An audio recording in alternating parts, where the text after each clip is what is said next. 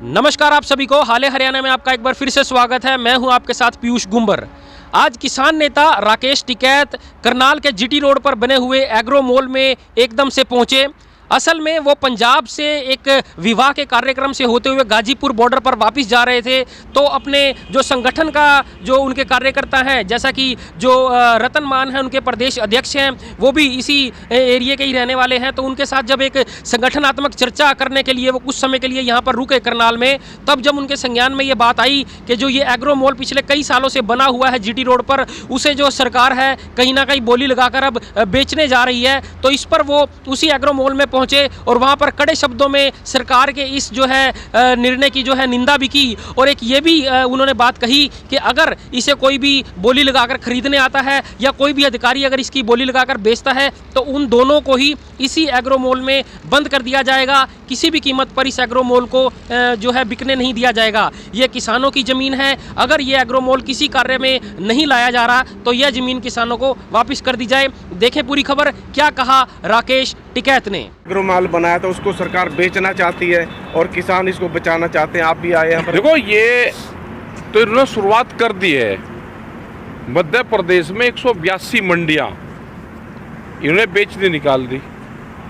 अब जहाँ जहाँ इनको ज़मीन दिखेगी, मंडियों की ज़मीन बेचने का काम ये करेंगे।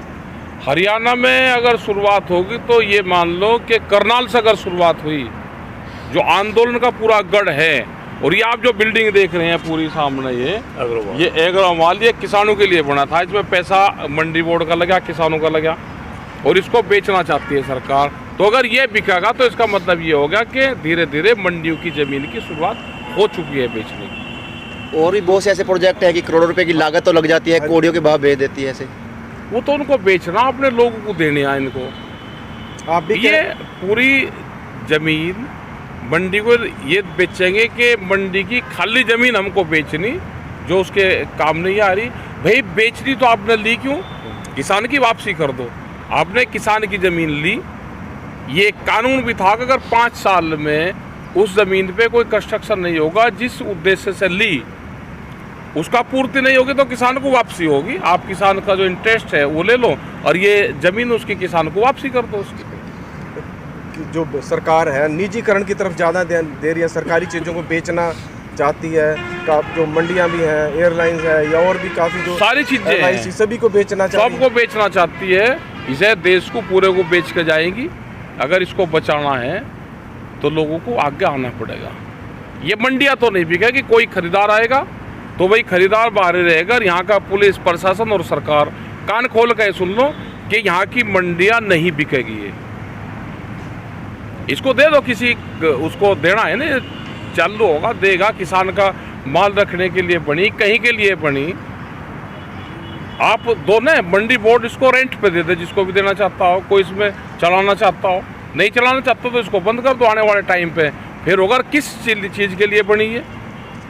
मतलब इतनी बढ़िया बिल्डिंग ये बना रखी है, आप इसमें खोल लो ना, बैंक है, ये है, इसमें 20 में खुल सकते हैं। इतने बड़े बड़े मॉल बनते हैं, आप चलाओ उसको, इसमें दो इसको किराए पे। किसान यूनियन की तरफ से क्या कदम उठाया जाएगा? किसान यूनियन की तरफ से सरकार अगर आएगी, खरीदार आएगा और इसकी बोली लगाने आएगा तो इस पर ना कब्जा देंगे ना इसमें बिकने देंगे।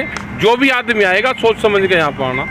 अगर हरियाणा की मंडियाँ बिकेगी तो देश में मंडी नहीं बिकनी, क्योंकि हरियाणा वो क्षेत्र था जहाँ से उत्तर प्रदेश, उत्तराखंड, हिमाचल, राजस्थान, यहाँ के किसान अपना माल यहाँ पर जाके बेचते थे। तो सरकार पूर्ण रूप से प्राइवेटाइजेशन करना चाहती है। उसका जीता जागता जो वो है, वो सबूत ये है कि इतनी ज़बरदस्त ये बिल्डिंग बनी, ये कमेटी के पैसे से बनी। पूर्ण रूप से आप इसको देखोगे, इसका नाम भी एग्रो मॉल इसका नाम दिया है। ये बहुत ज़बरदस्त, इसमें कृषि के पूरे उपकरण, सामान, प्रदर्शनी लगनी, यहाँ पे सब चीज़ यहाँ पे थी। लेकिन करा कुछ नहीं, क्योंकि किसानों को तो बर्बाद करना है, इसीलिए।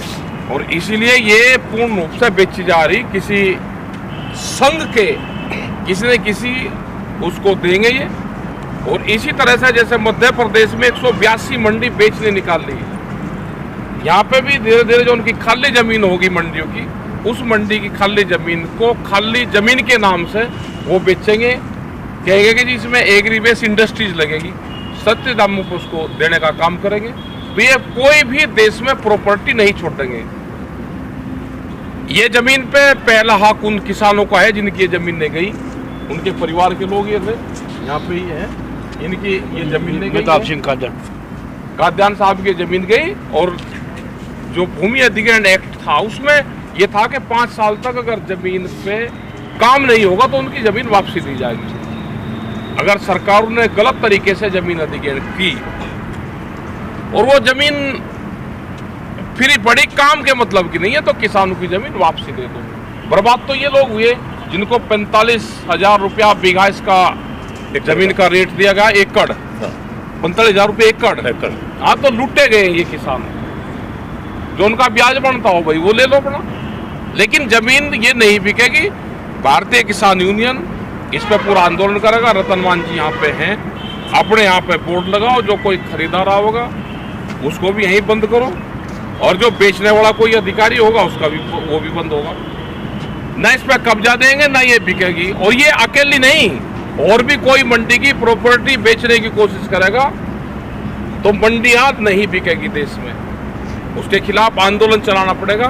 तो आंदोलन चलेगा और देश के सभी जागरूक किसान, नौजवान साथी सब अपना उठे, और जो सरकार इस तरह की पॉलिसी लेकर आ रही है उसका पूर्ण रूप से हम विरोध करते हैं।